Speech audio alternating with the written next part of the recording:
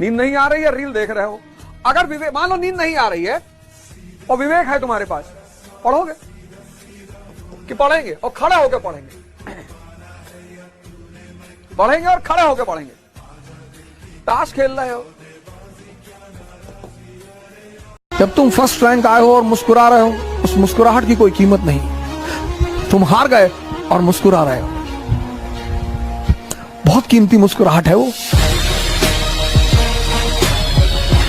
Internet, जो अभी इन्होंने कहा कि लड़के ने कहा 96 लाख का कर्ज हो गया, ऐसा एक लड़का मेरे पास खुद आया मिलने के लिए कि सर 32 लाख रुपए का कर्ज हो गया है। संयम की सीमा को अगर नहीं समझा जाएगा तो ये रोग बढ़ता जाएगा, और ये रोग इतना खतरनाक रोग है, ऑटिज्म। जो बच्चे, छोटे छोटे बच्चे हैं, जैसे पेरेंट्स क्या करते हैं, भाई उनको काम करना है तो उन्होंने बच्चों को मोबाइल पकड़ा दिया है, 1 साल के बच्चे को, 2 साल के बच्चे को। तो बच्चों की जो सोचने, समझने और गणना करने की क्षमता है, सबसे बड़ा समाधान ये है कि व्यक्ति को, जिस बात पे मैं बार बार कहता हूं, जिस बात की मैं बार बार चर्चा करता हूं, कि ध्यान ही होना ही पड़ेगा। क्योंकि जब तक आप किसी चीज को ध्यान से नहीं इस्तेमाल करेंगे, वो आपके लिए खतरनाक हो ही जाएगी। जैसे बहुत सारे लड़के बोलते हैं सर उल्टे सीधे ख्याल आते हैं। मैंने कहा उल्टे सीधे क्या ख्याल आते हैं? अरे अब मैं आपसे नहीं बता, मैंने कहा बता दे, मैं कौन सा तेरी रील बनाने जा रहा हूँ। नहीं सर, वो जो है मास्टरबेशन बहुत हो रहा है सर। हाँ तो भैया, जब दूध पियोगे 4 गिलास, अंडा खाओगे, सिर्फ प्रोटीन लीले जा रहे हो, ये सब फालतू का नशा है कि हमको सब प्रणाम करें, हमको सब अच्छा बोलें। काहे बोले, क्यों बोले भाई? क्या है, क्यों बोले आपको कोई अच्छा? उसकी मर्जी। लोग अपने आप को अच्छा नहीं बोलते। एक चीज पे उलझ गए हैं, एक चीज पे। सोचो इस पढ़ाई का क्या फायदा जो तुमको जीवन में उलझा के रखी है? इस पढ़ाई का, इस एजुकेशन का क्या फायदा कि कोई तुम्हें टॉर्चर कर रहा है, कोई तुमसे नहीं बात कर रहा है? मत करो। सोचो एक आदमी, मैं तो यहाँ पे ऐसे लोगों से मिलता हूँ, ऐसे लोगों से, जब वो आते मेरे पास बैठते हैं, जब भी मैं यहाँ बैठता हूँ, 22 साल 23 साल का लड़का आके रोता बैठ के यहाँ पे, लिटरली लोग रोते हैं। शक्ति अर्जित कर लो, संसार तुम्हारा हो जाए। डायलॉग कह लो या इसको वक्तव्य कह लो या स्टेटमेंट कह लो, लिख लो अपने हाथ पे, S = S, शक्ति = संसार। अगर शक्ति नहीं मिली तो संसार कभी नहीं मिलेगा। एक तो चाइल्ड मैरिज, 8 साल की बच्ची 9 साल में अगर विधवा हो गई तो घर के कोने में रहना है, बचा खुचा खाना है, बाल सेव कर लेना है, बाहर नहीं निकलना, किसी भी शुभ अवसर पर बाहर नहीं आना है, सफेद कपड़ा पहनना है। मतलब बहुत दयनीय स्थिति। मेरे दोस्त, उनका बेटा चाइना से आया पहली बार, क्लासमेट है, मतलब दोस्त तो नहीं कह सकते। तो he came to my house with a packet of cigar, that to open. कि अवध हमारा लड़का तेरे लिए लावा है। मैंने कहा बेटे को भेजना शाम को, कुछ जरूरी असाइनमेंट देनी है उसको 100 करोड़ की। हाँ अरे बिल्कुल। शाम को आया, मैंने कहा किताब ले आते ना तो तुमको दिल से लगा लेते। सिगार की पैकेट भेजो, वो भी खुली हुई। जिंदगी में कभी मिलने मत आना और किसी काम को लेकर मत आना, तुम्हारा काम रोक देंगे नालायक। अरे नहीं चाचा जी, हम सोचे आप पीते, हम पीते तो बहुत कुछ है, कहाँ तक भिजवाओगे? ये हमें लगा आपको पसंद है, पसंद तो तुम्हारी मम्मी भी है हमको, क्या करोगे? ऐसे थोड़ी होता है, जितनी चीजें मुझे पसंद है सब ला के दे दोगे? दिमाग लगाओ, दिमाग। हमारे यहाँ टीवी तो बहुत बाद में आई, लेकिन टीवी देखते वक्त कोई खाना खा नहीं सकता था। खाना खाते वक्त टीवी बंद कर दी जाती थी, कोई नहीं देखेगा। आप शुरुआत तो करो, कोशिश करो, आप कोशिश करो, उठो, आगे बढ़ो।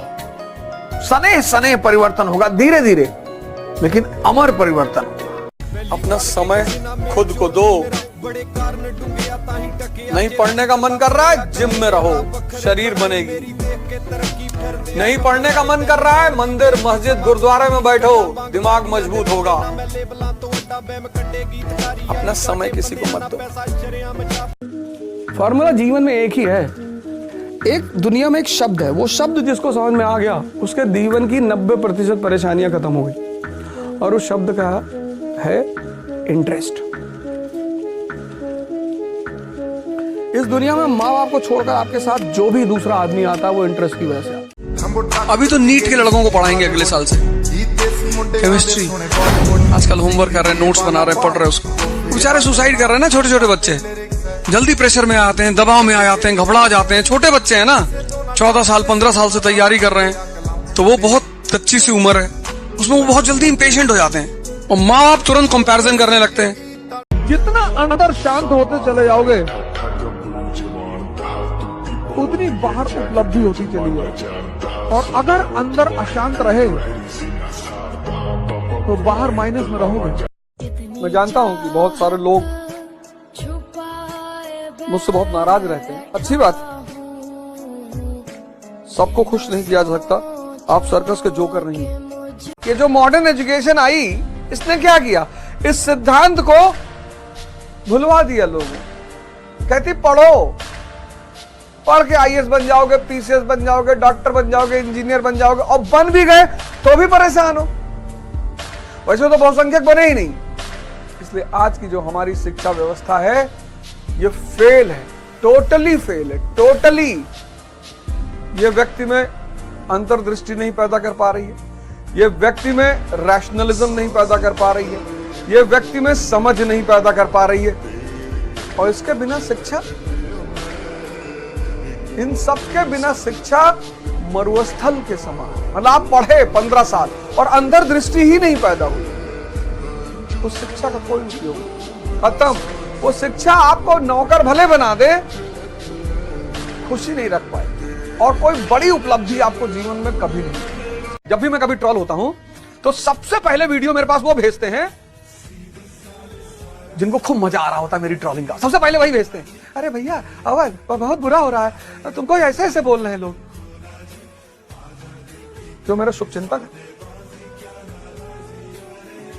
वो सोशल मीडिया पर मेरे लिए लड़ रहे होते हैं, मुझे भेजते नहीं है वो। अभद ओझा सर कहते हैं कि मन लगा के पढ़ाई करिए, लेकिन आपकी गर्लफ्रेंड भी होनी चाहिए। नहीं, मैं नहीं कहूंगा तो भी होगी। गर्लफ्रेंड एक ऐसी चीज है, एक ऐसा रिलेशन है दुनिया में जो आपको जमीन से आसमान तक पहुंचा सकता है। क्योंकि लड़की अगर आपसे नहीं जुड़ी तो आपके ईगो का हर्ट हो जाएगा, तब भी आप कुछ करोगे, और जुड़ गई तो उसके लिए मान करना। गर्लफ्रेंड है नहीं, शादी के बाद नहीं बनाया जाता है। तुम बनाए हो कि नहीं? नहीं हम, हमारा है ही नहीं, तुम्हारे होगा भी नहीं, भिखमंगे तुम्हारे साथ आएगा कौन? क्या पूरी दुनिया शक्ति कुछ बनाना थोड़ी पड़ता है, जो बना रहे हो भिखमंगे हैं।